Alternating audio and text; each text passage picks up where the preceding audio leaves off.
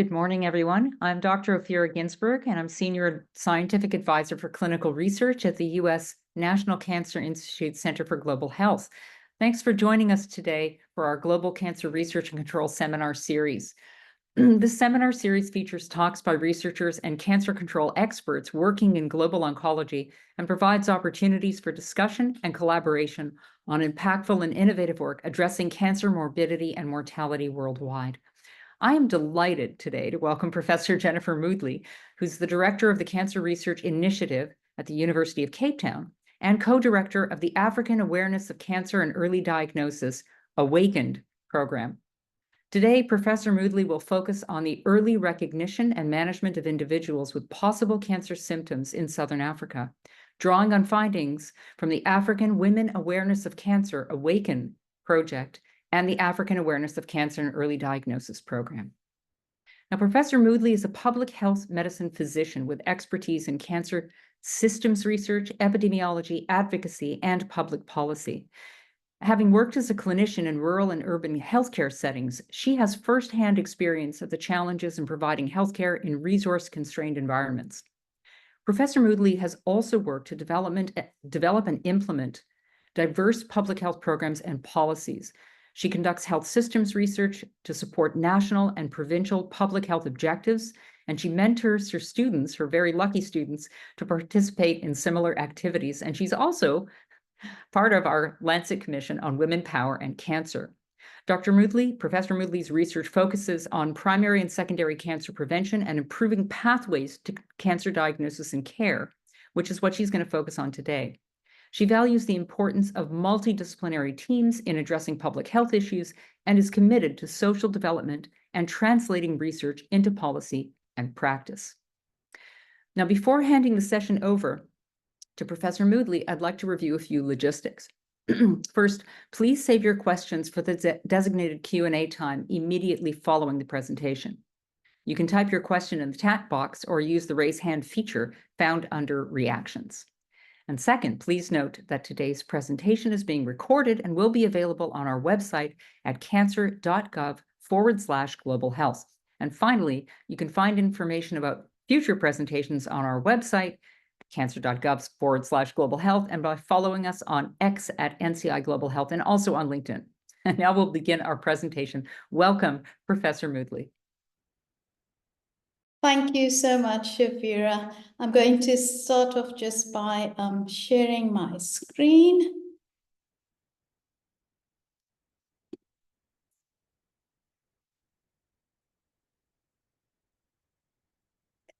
So is that visible? Yes. Yes.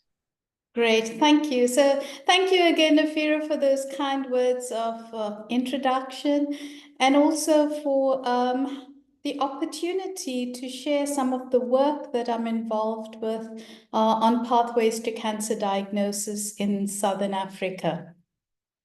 So let me start by saying these are the key takeaway messages for today. Firstly, timely diagnosis of people with symptoms is an important early diagnosis strategy.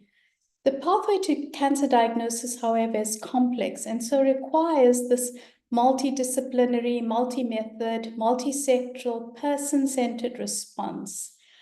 Measurement does matter because it drives interventions and allows for comparisons and evaluation. And really, context is vital. It informs our strategies, ensuring responses are relevant, targeted, and impactful. So there are two usual routes to cancer diagnosis. Screening of asymptomatic individuals, which people are probably very familiar with. And the second strategy is early diagnosis of symptomatic individuals. Both are really important, but today's talk really focuses on the latter. You may ask why the focus on symptoms. Well, actually, worldwide, the majority of cancers are diagnosed on the basis of symptomatic presentation. Even in a high-income country like the UK that has a well-established breast cancer screening program, It's only 21% of breast cancer cases that are diagnosed via that screening program, and that's 2020 data. So most patients are then diagnosed via the symptomatic route. Further, if you look at all the cancers, there are relatively few cancers that are amenable to population screening, and even fewer countries in Africa that are able to mount an organized screening program. So really, there have been calls for a greater focus on symptomatic cancer to improve early diagnosis. I want to really just provide some context for the various study results I'll be presenting. So firstly, just looking at the age standardized incident rate for all cancers in both sexes. This is a map that's produced by the International Agency for Research in Cancer by their AWACAN team. And really, the darker the blue, the higher the incident rate. And you can see high-income countries are darker blue. Let's focus for a bit on Africa, and always remembering when we're looking at African countries, the data is not always available. But the point I want to make is that Africa is not a monolith. You will see different shades of dark blue, and importantly, different shades of blue, and importantly, in the southern region, you will see darker blue. So we do have a high incident rate of cancer. This is a similar graph, but now just showing the age standardized mortality rate. The darker the red, the higher the mortality rate. Again, noting the high age standardized mortality rate in some countries in Africa. And there are many reasons for this higher mortality rate, including advanced stage at presentation, and of course, access and availability of treatment. Another graph from the AWACAN team, and this graphic shows the predicted absolute and relative increase in the number of new cancer cases from the year 2022, shown in clear circles for the different continents, to 2050, shown in the colored in circles for each continent. And here you will see that Africa is expected to have the highest relative projected increase in the number of new cases. So really, this is a problem that we urgently need to address in this continent. Some unique features of cancer in Africa. The majority of the cancer burden of incident cancer cases are actually seen in women, which is different to the rest of the world, where the incident cases are higher in men. We also have a disproportionate number of cancers in Africa that are caused by infections. And if you look at data from our population-based registries, advanced stage is the feature of these cancers. So you'll see on the screen data for breast cancer, cervical cancer, colorectal cancer, where almost 2/3 of the patients are presenting at an advanced stage. And we know that with advanced stage comes lower cure rate, higher mortality, reduced quality of life, and really important in our setting is the stigma that's associated with cancer then, where cancer becomes known as a death sentence. Just a little bit about the health systems in Southern Africa. So most Southern African health systems are a mixture of public and private sector providers. So the private sector is usually providing services to a much smaller proportion of the population, although the costs incurred in the sector are much higher. But there is movement between and across the private and public sector. If you look at the public sector system, it's usually a tiered health system with people entering the system at the base, the primary healthcare system. And these in our settings may be health outposts, local clinics, pharmacies. Importantly, these are not usually staffed by doctors. Then the complexity of service provided increases as you go higher up this pyramid. The costs to the patient differ depending on the country. So for example, in my country, South Africa, this primary healthcare base in the public sector is free. In other words, there are no charges to the patient. Of course, there are costs associated with getting to the service. But once in South Africa, once you move up to the other levels of services, district, regional, tertiary, there is a payment which is calculated based on a person's income. In our neighboring country of Zimbabwe, things are different, where even at a primary healthcare level, patients are expected to pay for some of the services provided, such as treatment. Moving to district level, there's often no biopsy facility, so patients will move across into the private sector, get a biopsy for a particular disease, and then move back into the public sector. So there is that movement. And then lastly, just to say that many countries in the region are moving towards universal health coverage. And with that, the idea is for the government to be able to provide for a package of healthcare services across the lifespan. Importantly, cancer is often not included or very partially or included in a limited fashion. So that's another whole discussion, but that's important to understand in what's happening in our context. I want to move on now to firstly say early diagnosis is an important goal of comprehensive cancer control and care wherever you are. This is a really important framework and a useful framework I found that grounds our thinking on pathways to diagnosis. And it's the WHO 3-step framework. Step 1 is really all the processes related to awareness of symptoms, seeking and then accessing care. Step 2, all the processes related to getting a diagnosis. And then step 3, to accessing treatment. So focusing on step 1, some important questions we might ask ourselves as a researcher or a policymaker or a provider are, do we know if the public is aware of cancer symptoms and signs? Are we reliably able to measure this public awareness with locally validated tools? Then, how are bodily changes or symptoms appraised by individuals, and what challenges would they face in accessing care?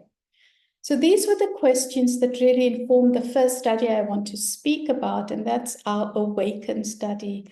AWACAN stands for African Women Awareness of Cancer, and this study focused on the timely diagnosis of breast and cervical cancer in South Africa and Uganda. It took place over a 3-year period. And we had a team of investigators and collaborators from 4 different institutions and across 3 countries, with a number of funders all depicted there. I just want to acknowledge really the large team of investigators and collaborators that contributed to the study, and to just show you the different skills, the multidisciplinary skills that this large team brought to our research. This photo shows our research team interacting with community members at one of our sites. Now, none of this would have been possible if we hadn't set up community advisory boards, which we did at each site, and these were key partners in our AWACAN research.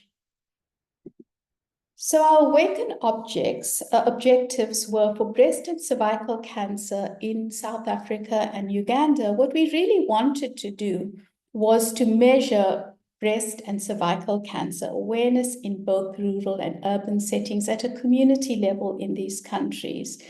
And for that, of course, we needed to have a tool. When we had a look, we did a scoping review to see what tools were available.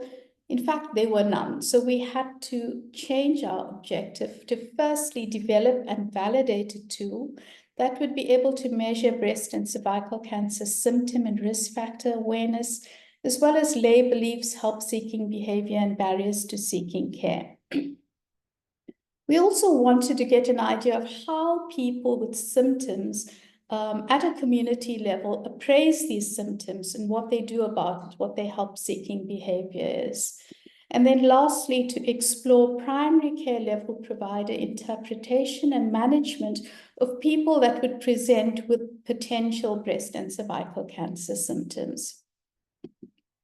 So these were our 4 study sites. On the left, our urban site in South Africa and Uganda, and on the right half, our rural sites in South Africa and Uganda. So for our first objective of developing the tool, we followed a 4-step process familiar to many people who do this kind of work. In step 1, we needed to generate the questions or the items, and we did that with using results from our scoping review, as well as looking at questionnaires that we used elsewhere. And we looked at the cancer awareness measures as well as the awareness and belief of cancer measures that are used in the UK. And doing that, we generated a list of items. We now needed to refine our items. And we did this by having cancer experts in sub-Saharan Africa review and comment on each of the items. We also did think aloud interviews with women in the community to see how they understood the questions and interpreted what we were saying. Then we went on to psychometric testing, in which we tested for test-retest reliability, construct validity, and internal reliability. Steps 1, 2, and 3 were done in English. And so then in step 4, we needed to develop our local language versions. In our case, this was isiXhosa and Acholi.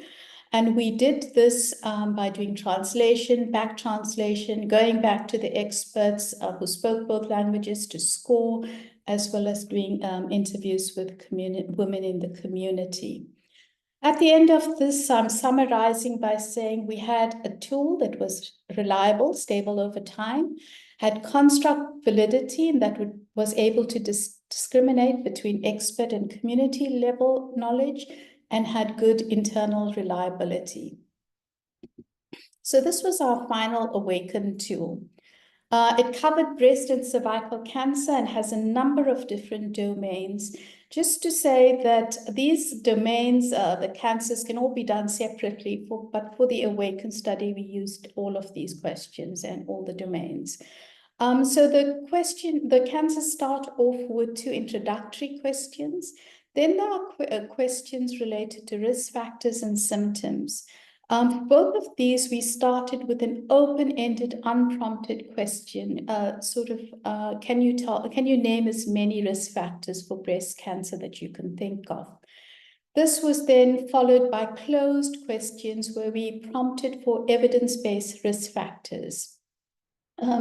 We also had questions that prompted for lay beliefs, and these lay beliefs were beliefs that came up in the scoping review. What we did was intersperse them between the risk factors so that they could also serve as distractor items, but enabled us to measure lay beliefs as well. We followed a similar pattern for symptom awareness. For breast cancer, we also had commissioned and used 3 images of symptoms. These were symptoms that came up in the scoping review as symptoms people did not readily recognize. When we went out to look for images to assist with the questionnaire, we could find no images on brown skin. So we commissioned an artist to do this for us. And so we have these 3 symptoms as part of this domain. Then there are questions on confidence in detecting symptoms, help-seeking behavior, socioeconomics, sociodemographics, and barriers to seeking care. I'm not going to go through much more detail. The whole process of development and validation of the tool is available. We've published the results. You can also download the tools we used. We also have a website set up, which I've just popped up the website address. And this enables you to download the tools, to download guidance on the tools, on how to use the tools, as well as the actual images that we used for breast cancer. So once we had that tool, we could then go on to measuring community breast and cervical cancer awareness by doing a cross-sectional community-based survey. We did random systematic sampling of households and then women in those households in the 4 sites that I showed you photographs of. We used a handheld tablet that had our tool on it. And between August and December 2018, we visited just under 2,000 households and interviewed 1,758 women. So what did we find? For breast cancer awareness overall in both countries, 91% of women had heard of breast cancer. So that's high. And that's often where awareness questions stop. Have you heard of the disease? You will see when we probed further that awareness was limited. So when we used our unprompted or open-ended question, which really attests recall, only 9% of our participants could name at least one risk factor. 78% could name at least one symptom. When we did the questioning in a prompted fashion, so that's using our evidence-based risk factors, 95% could recognize or endorsed at least one risk factor, and 99% at least one symptom. So that symptom, unsurprisingly, was a breast lump. For South Africa, there was location mattered, and there was a significant difference in awareness between those living in urban and rural settings. And this difference in location, you will see, we found throughout the cross-sectional survey results for South Africa. This wasn't the case in terms of location for Uganda, but there were other factors associated with awareness, and those were relationship status as well as age. For cervical cancer, 89% of women had heard of cervical cancer.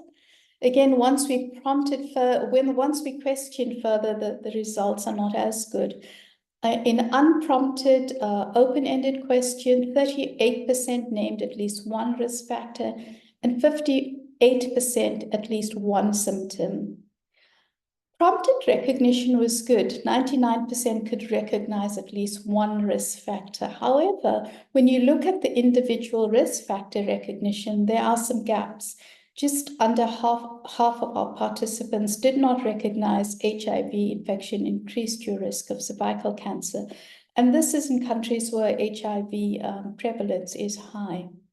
About a quarter did not recognize HPV infection was a risk factor, again in countries where HPV vaccination does exist. And about a third did not recognize that having regular cervical screening increases one's risk. 98% could recognize at least one symptom. In South Africa, again, we got the urban-rural difference in awareness, and in Uganda, the difference in awareness was significantly associated with education, as well again as relationship status. Moving on to lay beliefs. Interestingly, for breast cancer, a number of the lay beliefs related to undergarments, and that came up in our scoping review. And so we were able to include it as a distractor item. But unprompted, so spontaneously, 21% of our participants measured that money in an undergarment increases the risk. And 88% endorsed this risk factor when we asked it in the prompted section. For cervical cancer, the lay beliefs related to poor hygiene or vaginal insertion of creams, objects, or herbs. We also asked community participants if they anticipated any barriers if they were to develop symptoms. So importantly, these community participants did not have cancer. If you had cancer, you were excluded from this survey. And so we had to phrase this question to capture people who might develop symptoms or who had symptoms but no diagnosis. What we found was that 39% of women anticipated at least one barrier when seeking care. And the most common barrier was financial. In Uganda, more more participants reported this as a barrier. But again, I'm pointing out to you, there was no rural-urban difference in that barrier reporting, whereas in South Africa, many more rural people reported that as a barrier than urban people. People reported more barriers were significantly less likely to anticipate seeking timely care. And for South Africa, rural location was associated with longer anticipated times to seeking care for both those cancers. I want to go on then to our qualitative study, in which we recruited any woman who we met along the cross-sectional survey that had a symptom. They were invited to participate in this qualitative in-depth interview, in which we could look at how symptoms were being appraised and a women's help-seeking behavior. We had 23 women in Uganda and 18 women in South Africa that participated in this survey. So just to give you a flavor of the results, symptom appraisal was a complex and iterative process with quite a bit of misattribution of symptoms. Many were unsure what the symptoms meant. There were reasons for disclosure to family or friends, and that included getting advice or support. But there were those who preferred not to disclose because of stigma. Challenges to accessing care were similar to the ones we picked up in our cross-sectional survey: physical access, safety concerns, financial constraints. What we were able to show quite nicely with these interviews is the way these barriers intersect, which I want to show in that quote, where not only is there a transport barrier, there's also a physical barrier, a geographical terrain barrier, and that you have to cross a river and walk through fields. And then added to that, this person faces a safety barrier. So these studies did show us quite nicely how the barriers all intersect. People had had past mixed experiences at facilities, and depending on that, they were either encouraged or discouraged to seek care for their symptoms.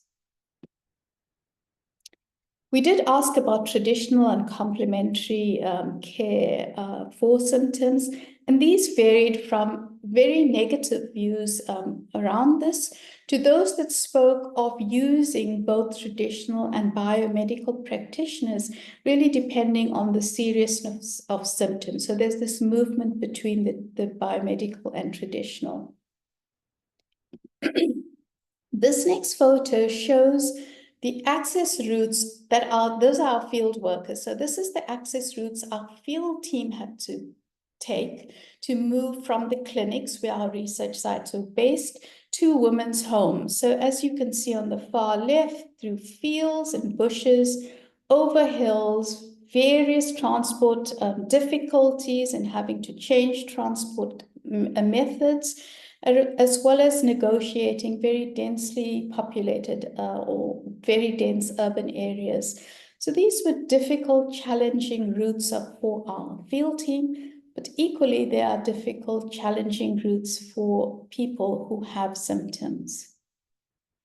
I'm going to move on to our last study, which was with primary care level providers. How would they interpret and manage people who present with potential breast and cervical cancer symptoms? And to get a feel of that, we did in-depth interviews in which we incorporated vignettes or scenarios. And there were 2 vignettes for breast cancer and two for cervical cancer. And they were really developed to capture how providers would interpret symptoms, what their reasoning and judgment would be, their management, and any challenges they might face. So in total, we interviewed 51 primary healthcare providers. Our key findings were, we found that the proposed history taking and clinical assessment by the providers was actually very comprehensive. The possibility of infectious causes, sexual assault, HIV were all considered along with cancer. And I think that really speaks to the context in which we work, where these are issues. Issues that were raised was a definite need for provider training and support regarding symptoms, cumbersome referral systems across those various tiers of care presented earlier, a lack of feedback from higher tiers, and then they also reported their perception that patients experienced financial and awareness challenges. So I'm going to summarize the AWACAN key learnings. We definitely found a need for locally validated measurement tools. I'm really happy to say that our AWACAN tool has been used and adapted by 5 different projects. We are in contact with people using these tools.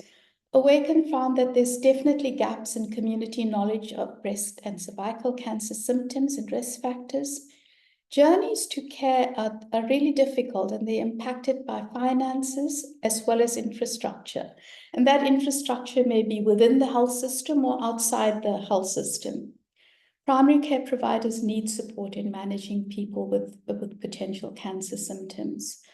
One of the things that we have on our website is an opportunity for people to click on a link and join an AWACAN network.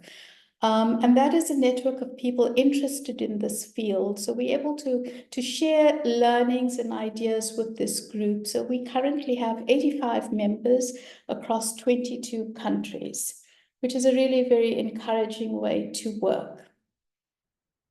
I want to step off AWACAN for a moment to tell you about symptom awareness and accessing care in South Africa. So every year, the Health Systems Trust in South Africa publishes a South African Annual Health Review.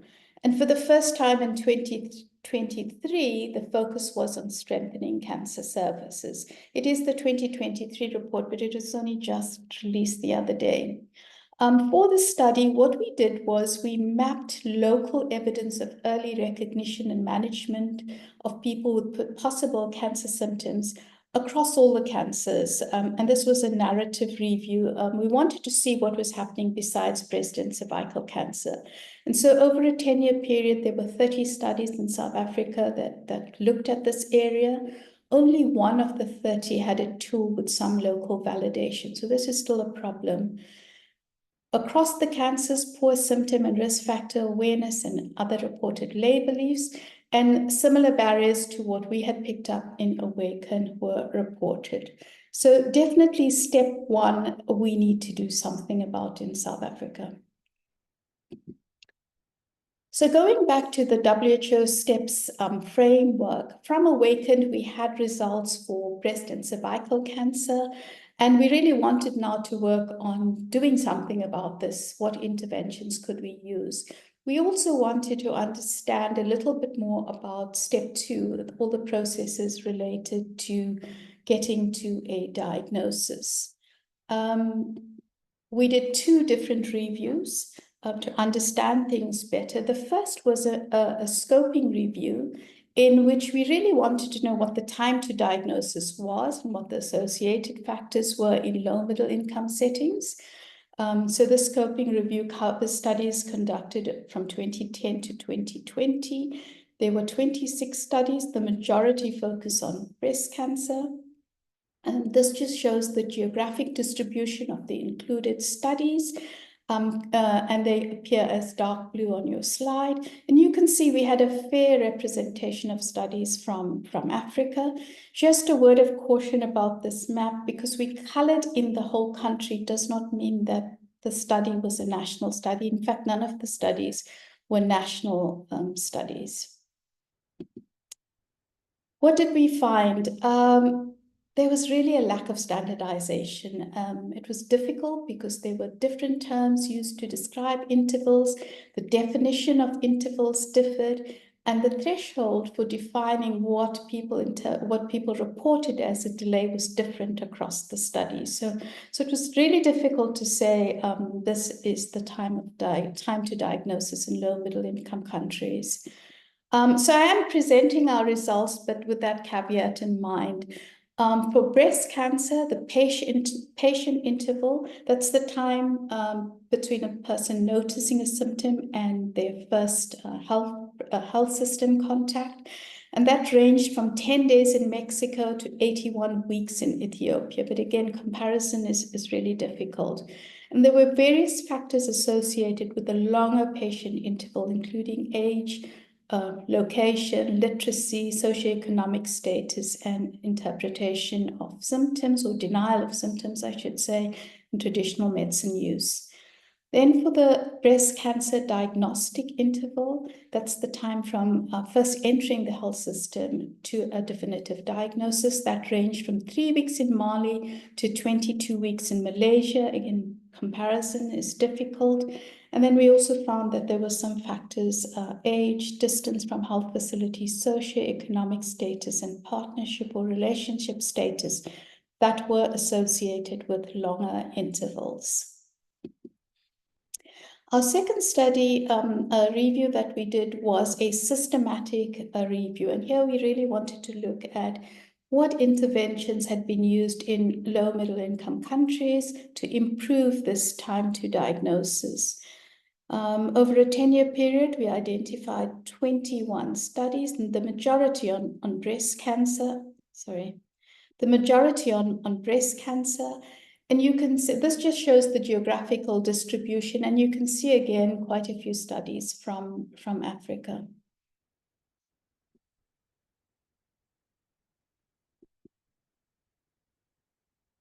What we found was that although overall people were looking at timely diagnosis, their outcome measures really varied.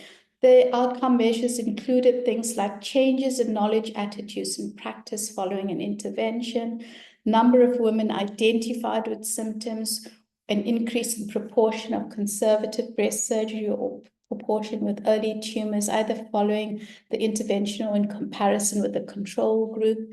Very few actually measured time to diagnosis, which is what we were interested in. And it's important because this is a clinically relevant proxy measure. We were, however, able to find feasible, effective interventions that would inform our further work. I'm broadly categorizing these interventions into 4 groups. There were educational interventions, and these were either around awareness raising directed really at women, and a variety of methods were used to raise awareness. And then there were the knowledge and skills intervention directed to various cadres of healthcare workers. The other 3 were really infrastructural interventions, patient navigation methods, technological interventions such as support for decision-making or patient tracking and follow-up. And then there were some that changed how services were provided, either through decentralizing services or offering a one-stop clinic. We were then fortunate to receive funding from the National Institute for Health Research in the UK to be a global research group on advancing early diagnosis of cancer in Southern Africa. We really wanted to keep our logo and acronym, but we had to change what the acronym stood for, because previously the W was for women, and now we were including men as we were doing colorectal cancer with this project.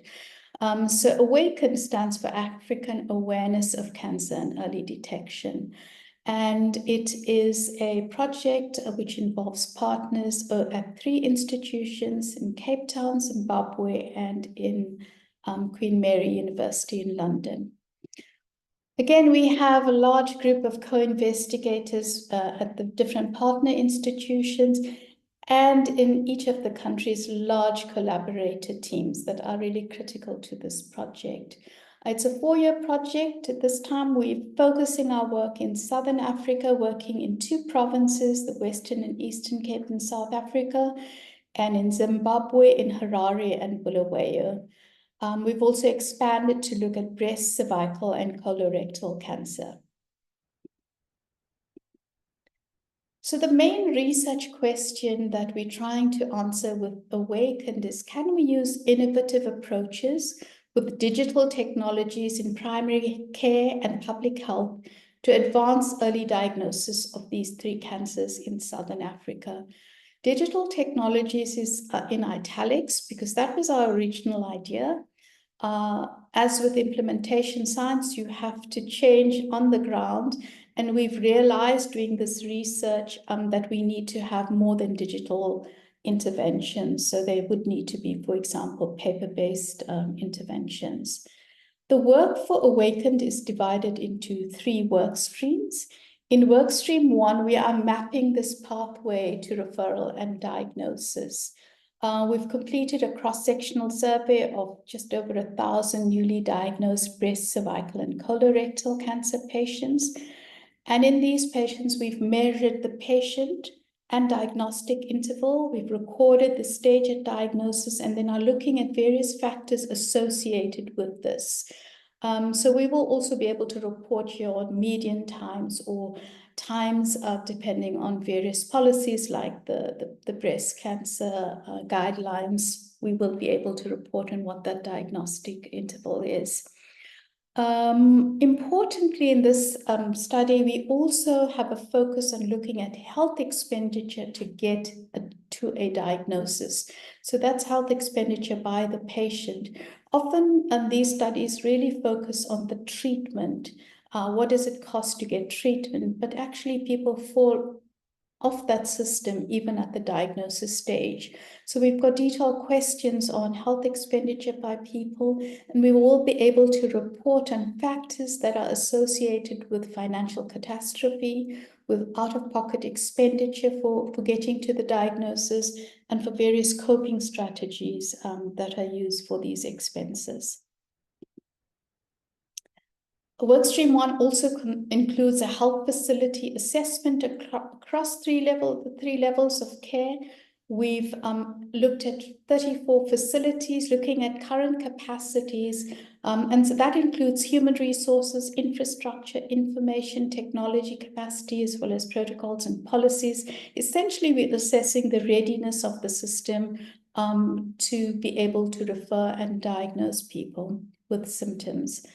We also have done interviews with providers across the 3 different levels of care, looking at 2 main things: barriers and facilitators they face in triage and management of symptomatic patients, and patients and getting a diagnosis.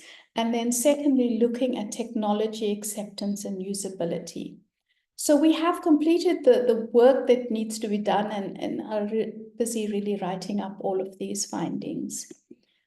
Workstream 2, which is underway, involves developing tools aimed at primary care providers and the public. For this, we're drawing on findings from our AWACAN study, from Workstream 1, from our collaborators. So we're having a series of workshops within communities and clinician workshops, and our systematic review that we did previously, and we've just completed another one looking at mHealth interventions. All of these will underpin the development of a symptom management and referral tool for primary care providers, and then a symptom appraisal and help-seeking tool for the public.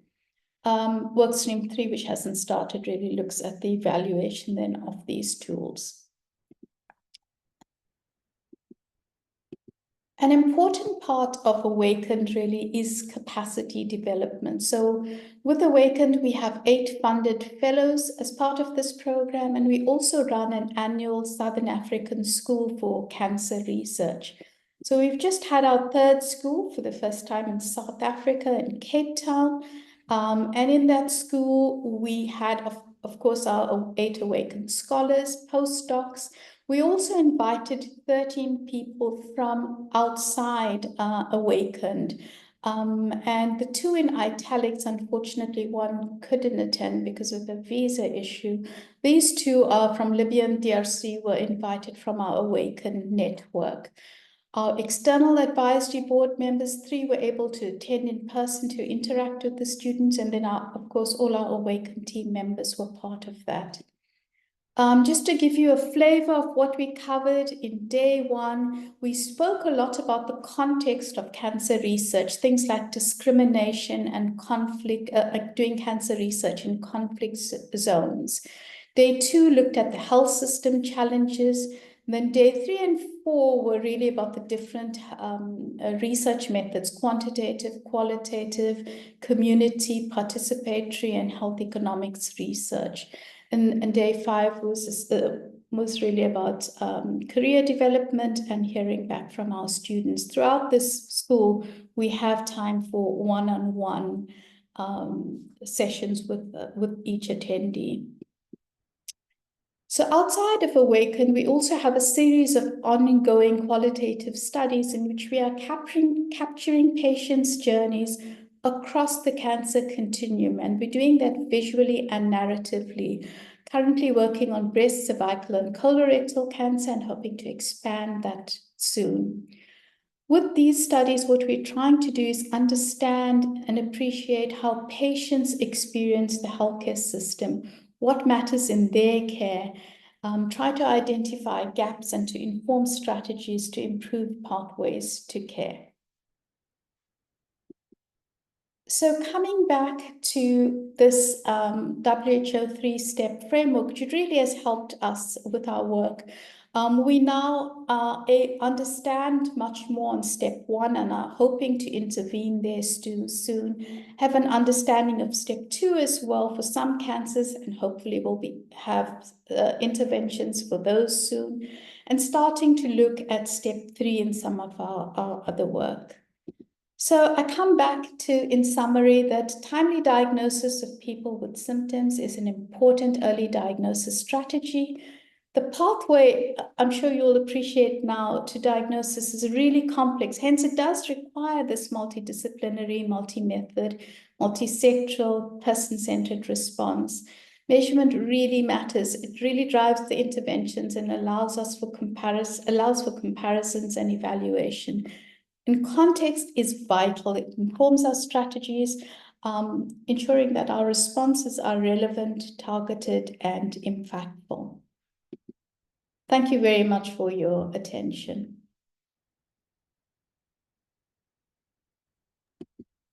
Thank you so much, Professor Moodley. Jen, I can call you. That was really a masterclass. I'm just going to quickly remind people to please put any questions you have in the chat. And if you feel comfortable, if we call upon you, first I'll put your videos on if you like. And if you feel comfortable, if I call upon you, please unmute and feel free to say your question. You covered such an important area that is, in my view anyway, really under-recognized, is the importance of early diagnosis, even in settings where you have population-based, high coverage, high quality cancer screening programs. And we keep trying to work to enable sort of better understanding of this. So your work's clearly very impactful, and I love the holistic approach to advance science-based, equity-oriented sort of approaches to improve cancer early diagnosis.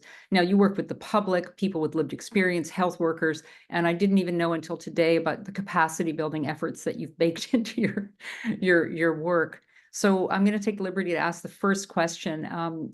First of all, this is much harder work than it looks for people who don't know. This is really tough work. What are some of the primary challenges, and kind of how did you overcome these in conducting community-based programs like this?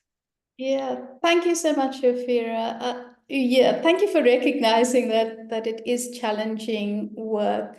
Let me group the challenges into various sort of buckets. They're all the challenges that relate to accessing these communities. So you can't just rock up in the community and do your survey. You really have to negotiate access to communities, and this is where the community advisory boards are really helpful. We include really active community members, local councillors, traditional practitioners. They're all part of our community advisory boards. And so they help us negotiate that access. Then the challenges of simple physical access, as you saw from those photographs. The terrain can be very difficult to negotiate. So it's really helped to use local field workers because they know the terrain, they're used to navigating these challenges. And there can be unexpected things like taxi strikes, and then we can't actually get to the communities because of the strikes. And we obviously put our field team safety first. And so we have delays then that we weren't anticipating doing that. There's challenges to doing the research itself. So we said we did do random systematic sampling. And if you sort of read the classic textbook, every nth house, it assumes this grid-like map is available. Well, it really isn't, and nothing is grid-like. So first you have to map it out yourself. Again, that's where the local people really help with that. Then there are things, even after you've mapped, you can get, so in our urban areas, you can get informal settlement suddenly popping up literally overnight. And you now have to juggle everything to try and get those really important participants included. There are things like safety issues that we faced entering communities. I see our AWACAN project manager is on, and she knows a lot about this. We faced an issue of safety because our field workers actually had tablets going into the communities. And these are in areas that have high unemployment rates. And there was a physical security sort of threat. And so we discussed with our community advisory board, what should we do? Definitely don't get in a security company from outside was the advice. We agree you need security, but what we suggest is you use local people. And these are not local security guards. In their terms, these were local, as they refer to them, rehabilitated gangsters. So you can imagine all the discussions that had to happen, which we did actually employ these rehabilitated gangsters. Our team was entirely safe. These gangsters were very interested in our project, were part of the feedback sessions. Yeah, it's really, really interesting, the challenges you face and what you have to do to negotiate them. Absolutely. Well, that's not something I've heard of when we categorize groups of stakeholders. Rehabilitators, that's one I hadn't thought of for Yeah. the. Yeah, I see there's at least one question in the chat, and I'll ask if, is it Dr. Satuku would like to say the question? You're most welcome to, otherwise I'll read it. I don't see anybody's hand raised. The question is, thank you for the detailed presentation, Professor Moodley. The question is how to best close the gap, I guess, between clinical research and community knowledge regarding cancer prevention. How can you close that gap? Thanks. Thanks for the question. Thank you. Thank you so much for the question. And this is why I think you do need all the stakeholders and participation to close that gap. We've found with Awakened, having clinicians and community workshops and bringing people together helps to close that gap. There's so many gaps, not just in knowledge levels, but just also in language and understanding what participants face to get to the clinic. So, our clinicians have been sounded as, oh my gosh, we should not say, why are you late? Because it is not that difficult. But equally, clinicians have knowledge that need to be to influence what's happening in terms of community awareness, and need to be able to communicate that to all people they see and in all settings that they find themselves. So, to me, it's really communications and involvement of all people that helps to close that gap. Thanks so much. I may be missing, but I don't see, oh, I see our director, Satish, has raised his hand. Go ahead, please. Great. Thanks, Safira. Thanks, Jen, for a terrific talk. You mentioned briefly during your talk, and we've talked about this in some of the AWACAN-ED meetings, about the move away from digital tools that you all have. So I guess a related question, I'm wondering if you could say a little bit more about that. And I'm particularly curious if you find that bad information, particularly via digital routes and social media, is a problem for you in the research that you've done and the communities that you work with? Because you could imagine there are a fair amount of bad information working against some of the goals of your program. And so is that an issue in the Southern African context among the communities that you work with? And if so, do you have any ideas about how that gets addressed, in the Southern African context with the communities that you work with? Thank you so much, Satish. And I should say Satish is a member of our external advisory board for AWACAN, so we really appreciate all his expertise and input. So why did we say we have to expand beyond digital tools? Even as we did the research, we were facing challenges with internet access, electricity outages. Now, some facilities are protected from this with generators and inverters. The majority are actually not. So having a digital-only tool, in our interviews with providers, there were lots of concerns about, well, what happens when the electricity runs out. And for our public-facing tool, also concerns about, well, will I use my mobile device for this? And the for this is important because it's a symptom, it's an awareness raising. It's not something they urgently need to spend their battery life and their data on. There are some of our sites that are, I would say, that have digital access. They have so electricity access, so that's not a real issue for them. But there are other sites that don't have electricity on a regular basis.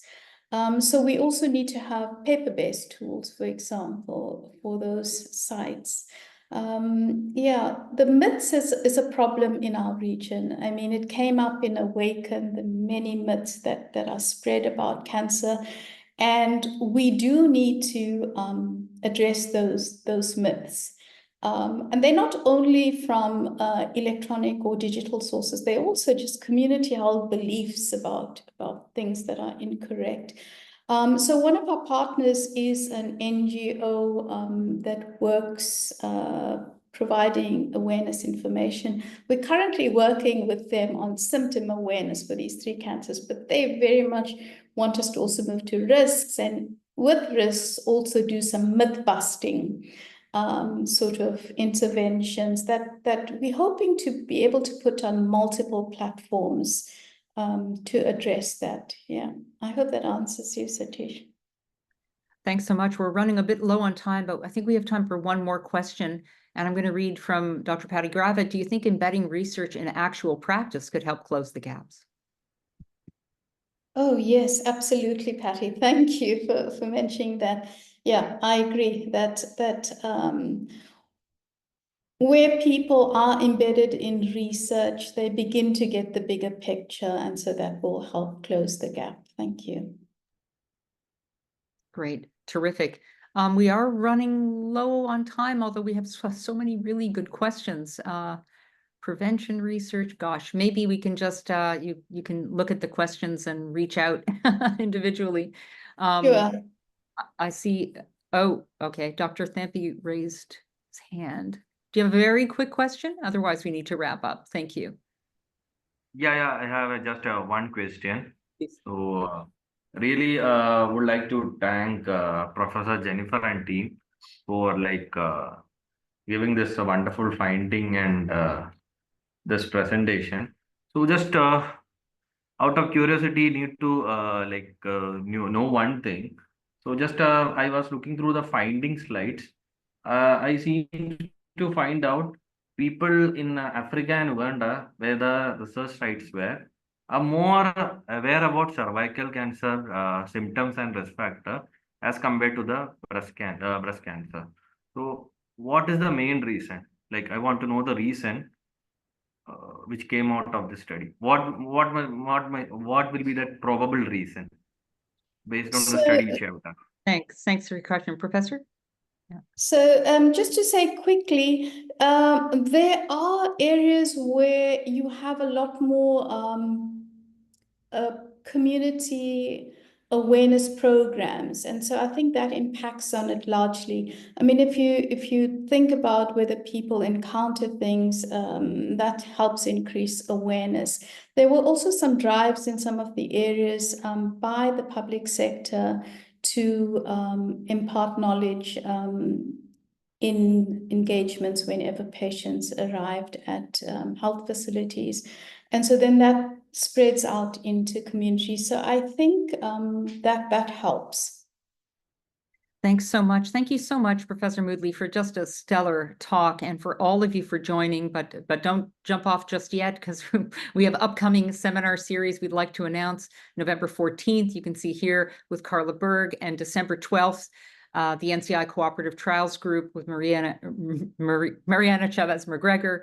And also, I want to shout out that Professor Moodley and I, as well as other members of the Lancet Commission on Women, Power, and Cancer, will be presenting at London Global Cancer Week on November 13th on key performance indicators, some of which were informed by the terrific work we heard about today, to evaluate the global implementation of our recommendations. Thanks, everyone, so much for joining today. Bye-bye now.